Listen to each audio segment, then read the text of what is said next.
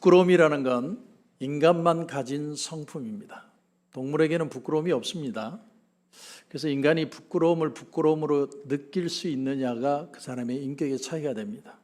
내가 부끄러운 줄 알고 그것에 대해서 내가 인간된 도리를 행할 때 그 사람을 인격적이라고 표현합니다. 우리 믿는 사람들은 더 나아가서 하나님 앞에 부끄러운 것을 부끄러운 줄 알고 어떻게 사는 것이 하나님이 기뻐하시는 삶인지를 생각하며 살 때 그 사람을 성숙한 크리스찬이라고 표현을 합니다.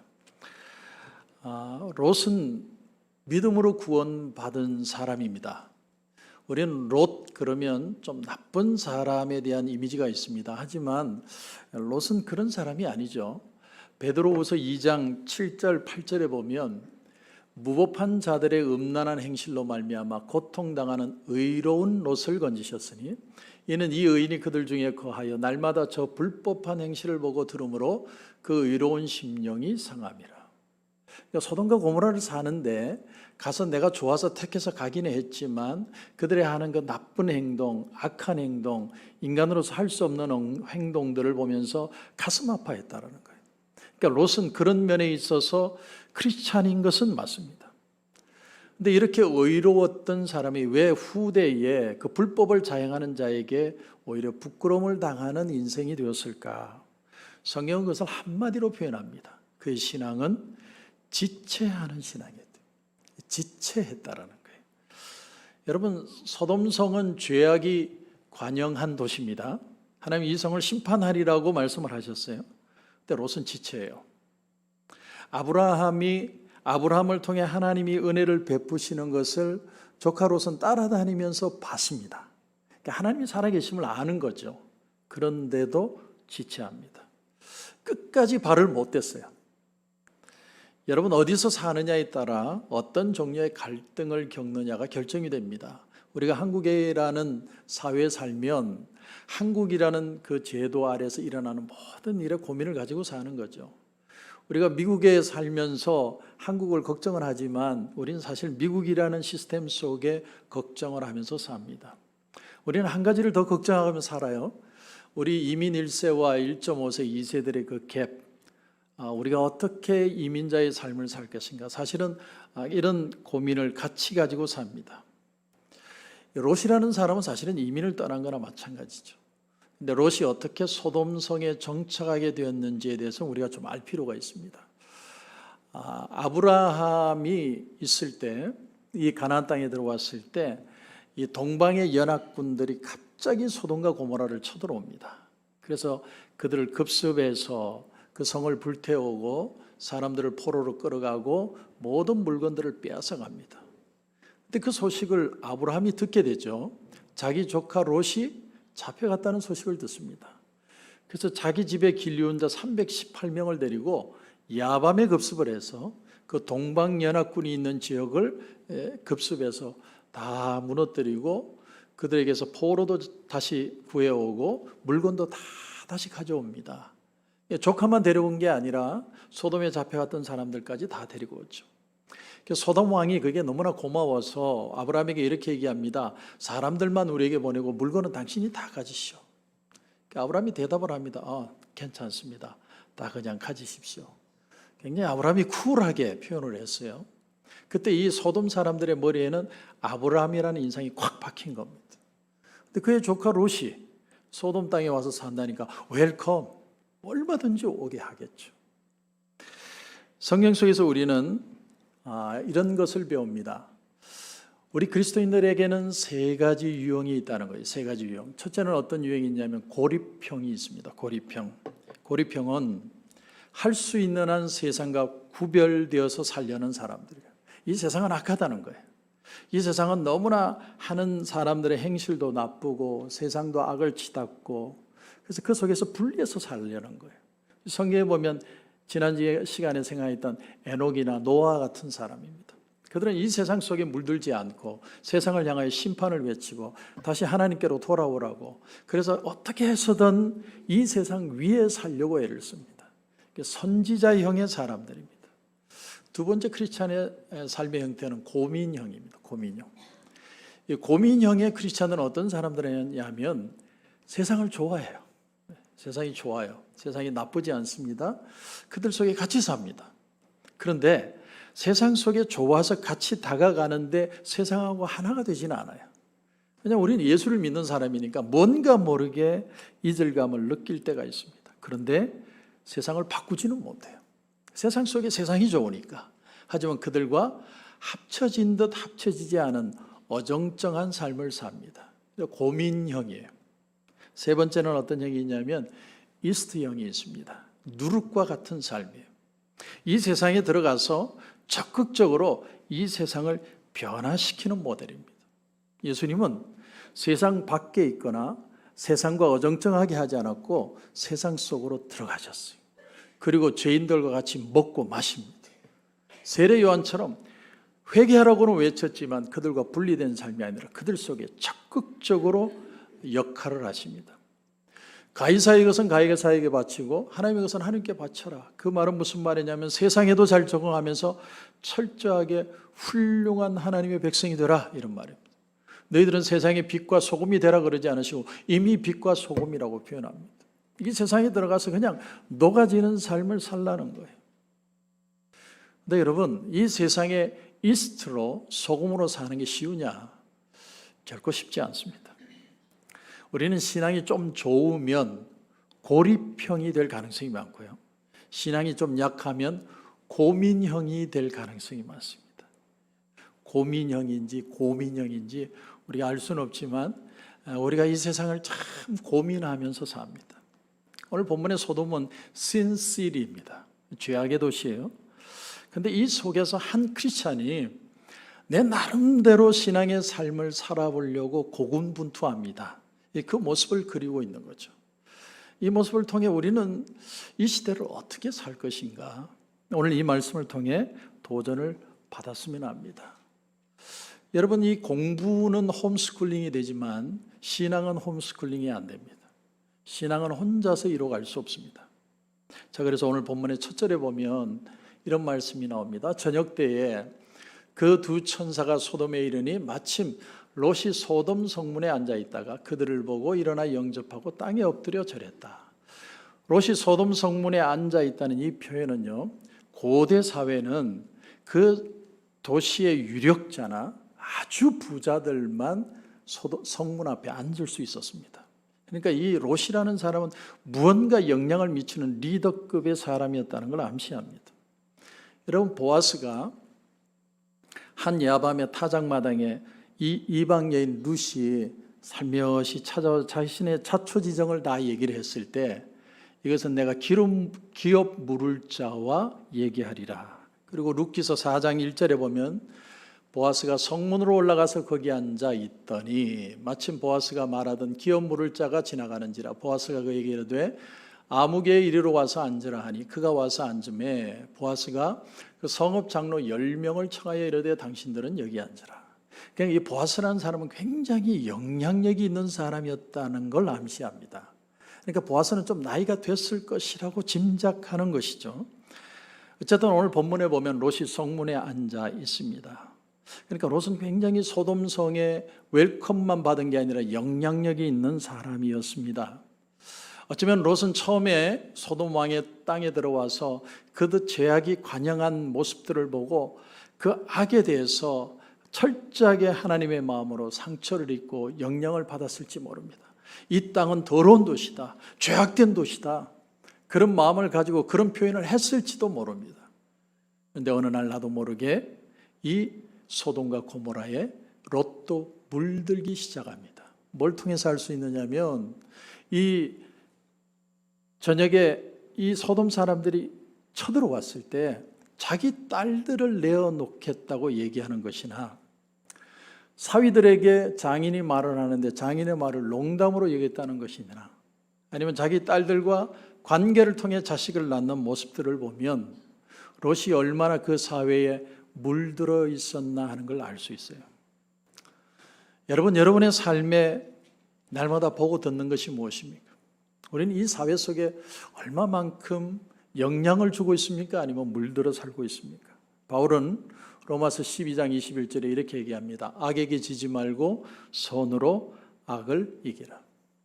우리는 어쩌면요, 고민형의 삶을 살고 있는지도 몰라요. 지금 그런 모습에서 롯의 생애를 보면 한 가지 느끼는 사실이 뭐냐면, 롯은 하나님이라는 분은 알지만 하나님의 음성을 한 번도 들어본 적이 없는 사람. 여러분, 크리스찬에는 두 가지가 있습니다. 첫째는 그저 하나님을 믿는 사람이 있고요, 또 하나는 하나님을 만난 사람이에요. 여러분, 이 둘에는 차이가 있습니다. 많은 그리스도인들이 교회를 다니면서 갈등하는 이유가 뭐냐면, 하나님을 믿는데 하나님을 경험한 적이 없는 거예요. 여러분, 이런 사람은 편안하게 신앙생활할 때는 표시가 안 나요. 그냥 잘 믿는 것 같아요. 근데 어려움이 오면 내가 세상으로, 가정으로 내 이익을 위해 돌아가기 쉽습니다. 아브라함은 롯과 같이 하나님의 부름을 받고 떠났습니다. 그래서 이 롯은 아브라함과 동행합니다. 그런데 하나님을 믿고 가는 게 아니라 아브라함을 따라간 사람입니다. 여러분, 사람이 비겁해지거나 갈등을 겪는 건 두 마음을 품기 때문입니다. 확고한 믿음이 없거나 하나님을 만난 체험이 없거나 단순히 머리로만 내가 이해를 했거나 습관적인 신앙을 가지면 그 믿음은 능력을 발휘하지 못합니다. 오늘 14절 이하에 보면 롯이 나가서 그 딸들과 결혼할 사위들에게 말하여 이르기를, 여호와께서 이 성을 멸하실 터이니 너희는 일어나 이곳에서 떠나라 하되, 그의 사위들은 농담으로 여겼더라. 동틀 때의 천사가 롯을 재촉하여 이르되, 일어나 여기 있는 내 아내와 두 딸을 이끌어 내라. 여러분, 잘 보시면요, 이 장면을 잘 이해하셔야 돼요. 사위들에게 떠나자고 얘기를 했는데 사위들이 농담을 여겼죠. 근데 자기도 안 떠나요. 자기도 안 가고 있어요. 지금 천사들이 밤새도록 롯을 설득하고 있는 거예요. 가야 된다고. 그래서 새벽녘이 된 겁니다. 근데 롯은 차마 발을 떼지 못하고 있습니다. 여러분, 우리가 천국을 믿지만 미지근하게 갈망합니다. 지옥을 믿지만 지옥을 두려워하지 않습니다. 내가 예수님을 사랑한다고 고백하지만 예수님의 말씀대로 살지는 않습니다. 시간이 임박한 거 압니다. 그러나 먼 훗날에 일어날 거라고 생각을 합니다. 마음의 절박함을 잃어버린 거예요. 여러분, 결단해야 할 때 결단하지 못하면 어떤 일이 일어나냐면, 첫 번째, 부끄러운 일을 당합니다. 부끄러운 일을 당해요. 여러분, 소돔성 사람들에게 선한 영향이 아니라 악한 영향력을 오히려 받게 되었습니다. 그리고 물들게 되고요, 나중에는 이 롯이 영향력 있는 지도자급이었지만 아무런 영향도 미치지 못하는 사람이 됐습니다. 오래된 영화지만 이 히트라는 영화를 보면 로버트 드니로라는 배우가 나옵니다. 근데 이 사람은 간 큰 도둑이에요. 간이 큰 도둑입니다. 근데 이 사람의 신조가 있어요. 신조가 뭐냐면, 위험이 길모퉁이에 도사리고 있는 것을 보면 5분 안에 모든 것을 버리고 떠날 수 있어야 된다. 이게 이 사람의 신조예요. 집이든 친구든 애인이든 5분 안에 다 버리고 떠나야 돼요. 그래서 그 영화를 보면 로버트 드니로가 큰 집에 사는데 집안에 가구가 하나도 없어요. 그냥 사는 거예요. 근데 이 사람이 그러면 돈을 뭐 하려고 그렇게 도둑질을 하는지, 그 돈을 가지고 뭘 할 건지. 여러분, 세상이 커지고 불안해질수록, 세상이 더 하나의 하나가 될수록 사람들의 마음은 더 불안합니다. 정치도 못 믿고 경제도 못 믿고, 그래서 사람들이 결국 뭐만 믿는 줄 아세요? 가족만 믿어요. 내 가족 외에는 아무것도 믿을 게 없다고 생각합니다. 충분히 납득이 돼요. 여러분, 할리우드 영화를 보면 재난이 닥칠 때 최고의 관심사가 뭔 줄 압니까? 탐 크루즈가 나오는 우주전쟁이 있습니다. 화성인들이 지구를 침공한다는 황당무계한 그런 영화인데, 그 영화를 보면 영화의 내용은 이런 거예요. 우리 아이들을 데리고 어떻게 하면 와이프 있는 곳까지 무사히 갈 수 있을까? 그게 스토리예요. 그런가 하면 브래드 피트가 나오는 월드 워 G라는 그런 영화를 보면 세상 사람들이 다 좀비로 변해요. 근데 이제 마지막까지 살아남는데 그 내용도 보면 어떻게 처자식을 보호할 거냐예요. 그게 사실은 영화의 핵심입니다. 이 모든 영화의 공통점이 뭐냐면 처자식은 늘 속도가 늦고 남자를 위험에 빠뜨린다는 거예요. 근데 그는 컨셉을 그렇게 잡은 것뿐이죠. 세상이 불확실할수록요, 사람들은 가족 중심으로 변해요. 내 가족 외에는 믿을 게 아무것도 없다고 생각해요. 오늘 본문이 그 핵심을 간파해요. 우리 가족밖에 없는데 하나님이 소돔과 고모라를 심판하세요. 심판하시는데 그 와중에 그냥 심판하시는 게 아니라 롯을 찾아가서 롯을 설득해서 롯의 가족을 구원하시는 하나님의 모습을 봐요. 마치 노아 홍수 때 노아를 통해서 이 세상이 심판받는다고 마지막까지 하나님의 전으로 구원 방주로 오라는 그 말씀을 선포하는 것처럼 지금 롯을 향해서 하나님께로 돌아오라고 말씀을 하십니다. 근데 오늘 본문을 보면 이 아빠는 치사한 아빠예요. 자기 두 딸을 내주더라도 이 손님은 지키겠다는 거예요. 그걸 보면 롯은 이미 이 사회에 굉장히 물들어 있는 사람이에요. 하나의 여자는 성적인 도구가 되어버렸어요. 그게 익숙해져 버렸습니다. 결국 부끄러움을 당합니다. 한 번은 빌리 그레엄 목사님이 책을 살아계실 때 하나님의 심판에 대한 책을 적고 있었습니다. 책을 다 초고를 적고 아내인 루스 그레엄 사모님에게 글을 한번 읽어보겠습니다. 그래서 빌리 그레엄 목사님이 이런 얘기를 하셨대요. 당신도 하나님이 이 시대에 심판을 할 수 있다고 믿느냐? 그 얘기를 했더니 그때 루스 그레엄 여사가 이런 말을 합니다.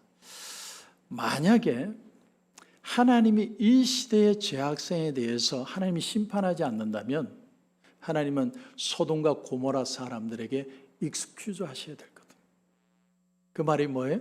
이 시대도 반드시 심판받는 시대다. 빌리 그레엄 목사님은 이 얘기를 오래오래 간직해 두었다고 표현을 합니다. 여러분 심판을 믿으십니까? 역사를 심판하심을 여러분은 생각해 보신 적이 있습니까? 아니 멀리 가지 않더라도 내가 개인적 종말로 내가 하나님 앞에 언젠가는 서야 한다는 그 생각을 텐션을 가지고 여러분 사십니까? 우리는 천년만년 살 것 같아도 그렇지 않아요. 언제 하나님 부르실지 모릅니다. 제가 제일 안타까운 데가 언제인 줄 아세요? 풍으로 쓰러질 때요. 그분은 표현을 못해요. 분명히 하품도 하고 눈물도 흘리고 다 하는데 목사님 우리 남편 지금 다 의식이 있어요. 의식이 있는 게 아니에요. 그냥 습관적으로 하는 행동이에요. 근데 말을 할 수가 없어요. 내가 살아있을 때 하나님의 살아계심을 내가 인식하고 내가 하나님의 심판을 정말 믿는다면 우리의 태도는 조금 달라지지 않을까 싶습니다. 두 번째는 결단하지 못하면 부끄러운 일을 하게 됩니다. 하게 돼요. 여러분 오늘 말씀에 17절에 보면 돌아보거나 들에 머물지 말고 산으로 도망하여 멸망함을 면하라. 산으로 도망을 가죠. 26절에 보면 롯의 아내는 뒤를 돌아보았으므로 소금 기둥이 되었더라. 부끄럽고 비참한 일을 당하게 되었습니다. 오늘 주목하고자 하는 것이 바로 이 내용입니다. 세상에 가족처럼 귀중한 것이 없죠. 재난 중에 가족이 구원을 받았다면 가족이 살아나기 위해서 애를 써야 하는데 이 가정에는 오히려 더 큰 문제가 있습니다. 그게 뭐냐면 롯의 처가 소금 기둥이 되었다는 거예요. 오늘 본문은 수천 년 전에 일어난 얘기지만 우리 인간의 심리를 잘 포착해 주고 있습니다. 우리가 21세기를 지금 살고 있는데 집사님 기도 제목이 뭐세요? 내가 기도하겠습니다. 그러면 대부분의 기도 제목이 뭐냐면 자녀 기도 제목. 그리고 남편 저 건강하면 되죠. 목사님 그것만 기도해 주세요. 그럼 그 기도 다 들어주면 기도할 내용이 없어요. 자녀만 잘 되면 돼요. 최고의 관심사가 패밀리입니다. 매번 알파 코스를 하면요. 첫 시간에 그룹토이 할 때 질문이 똑같습니다. 우리 집에 불이 나면 당신은 제일 먼저 뭘 들고 뛰어나올 겁니까? 옛날에는 그런 대답도 했었어요. 나는 내 애를 데리고 뛰어나올 것이다. 또 어떤 분은 참 의미 있는 얘기를 하셨어요. 가족 사진을 들고 나올 것이다. 가족 사진은 타면 끝이니까. 근데 이번에는 새로운 대답이 나왔습니다. 나는 셀폰을 들고 뛸 겁니다. 셀폰을. 다른 건 다 필요 없어요. 셀폰만 있으면 돼요. 셀폰은 나의 목자시니 내게 부족함이 없어요. 하나님보다 셀폰이에요. 왜 롯의 아내는 가족들과 도망하다가 뒤를 돌아봤을까요? 여러분 한번 생각해 보십시오. 분명히 가족이 중요하고 가족이 다 살아났어요. 가족은 지금 불 가운데서 건전을 받으면 얼마나 감격스럽고 감사할 일이에요. 그런데 그 아내는 뒤를 돌아봐요. 다시 말하면 가족 안에 자신만의 또 다른 마음이 끌리는 내용이 있었다라는 거예요. 만약에 눈을 보는 대로 간다고 하면 롯의 아내는 아마 고모라를 향해 뛰고 있었을 거예요. 그런가 하면 롯은 불 가운데 구원을 받았는데 자기 딸들이 취중에 아빠와 관계를 해서 손자인지 자식인지 모르는 자녀들을 낳습니다. 여러분, 딸들이 아버지와 이 관계를 가지는 건 나쁜 동기는 아니에요. 그 당시에 모든 남자가 죽었기 때문에 어떻게 해서든 대를 잇기 위해서 어쩔 수 없이 딸들이 그렇게 한 겁니다. 여러분, 이 사실은 아셔야 돼요. 목적이 옳다고 수단과 방법을 바꿔도 된다는 말은 아니에요. 목적이 옳은 만큼 방법도 옳아야 돼요. 그럼 왜 그렇게 했느냐?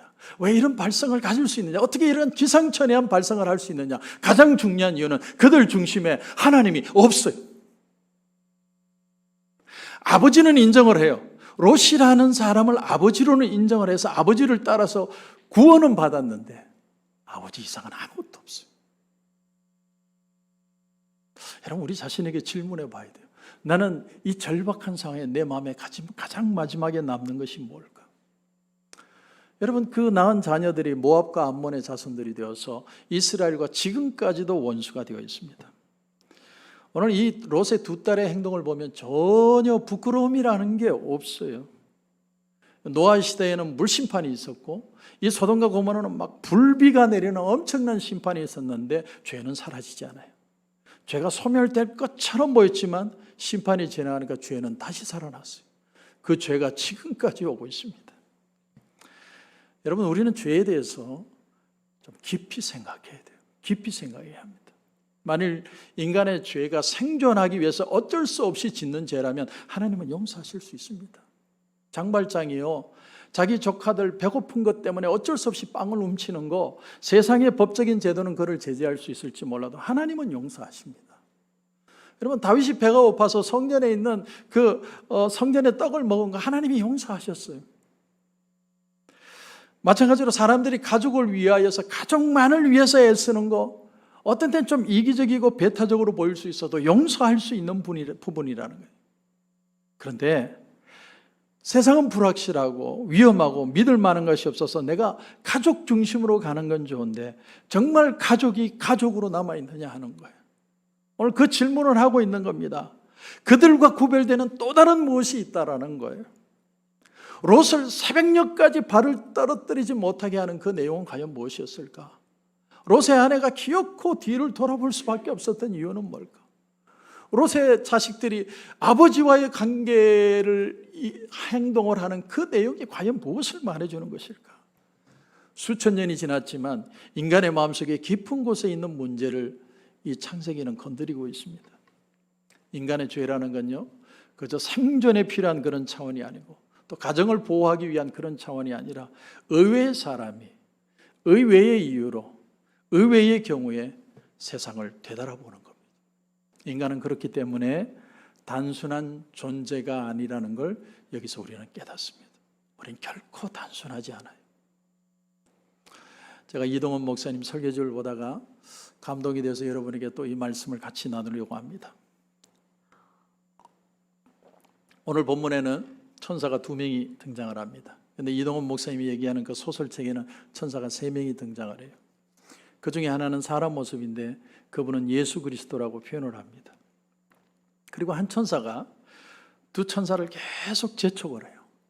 롯을 설득해서 빨리 이 성에서 나가도록 설득을 하고, 그래서 이 한 천사의 지시를 받은 두 천사가 계속해서 롯과 그 부인을 계속해서 설득을 합니다.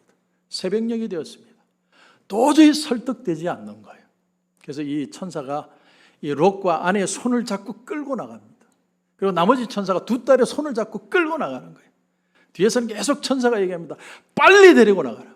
빨리 데리고 나가라. 새벽녘에 드디어 소돔과 고모라를 빠져나왔습니다. 멀리 도망가는 모습을 이 남은 천사가 보고 있어요. 그리고 그들이 드디어 소알이라는 소성읍에 도달했을 때, 그때 이 천사가 휴 하고 숨을 쉽니다. 그리고 두 손을 들어요. 두 손을 드니까 하늘에서 유황과 불비가 쏟아지기 시작해요. 근데 그 불비를 제일 먼저 누가 맞느냐면 이 천사가 받아요. 천사가 바싹 타버려요. 그러면서 도시가 다 불타버려요. 작가는 뭘 말해주고 싶었을까요? 예수님이 이 땅에 오셔서 저와 여러분의 그 수많은 죄를 위해 예수님이 친히 십자가에 달리셨어요.